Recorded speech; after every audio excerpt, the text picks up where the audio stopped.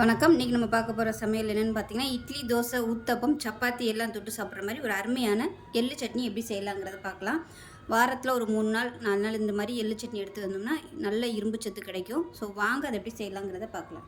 இப்போ ஒரு பேன் எடுத்துக்கலாம். மெஷரிங் கப்பில் 1/4 கப் அளவுக்கு எள்ளு சேர்த்துக்கலாம். நான் வந்து வெள்ளை எள்ளு எடுத்திருக்கேன். இப்போ இது நல்லா படபடன்னு பொரியணும், அந்தளவுக்கு வறுத்துக்கலாம். இப்போ பாருங்கள், நல்லா படபடன்னு பொரிய ஆரம்பிச்சிருச்சு. இதை வேறு பிளேட்டுக்கு மாற்றிக்கலாம். இப்போ அதே பேனில் கொஞ்சமாக எண்ணெய் விட்டுக்கலாம். இப்போ காரத்துக்கு தேவையான அளவு வரமிளகாய் சேர்த்துக்கலாம். நான் வந்து ஒரு 6 வரமிளகாய் எடுத்துருக்கேன். 3 பல் பூண்டு சேர்த்துக்கலாம். 5 சின்ன வெங்காயம் சேர்த்துக்கலாம்.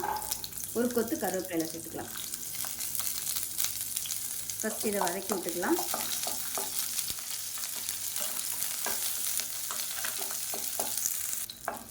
இப்போ வெங்காயம் பூண்டு நல்லா வதங்கிருச்சு. மீடியம் சைஸாக ஒரு தக்காளி சேர்த்துக்கலாம். தக்காளி நல்லா வதங்கிருச்சு. 1/4 கப் அளவுக்கு துருவின தேங்காய் சேர்த்துக்கலாம். சேர்த்துட்டு நம்ம வறுத்து வச்சுருந்தா எள்ளையும் சேர்த்துக்கலாம்.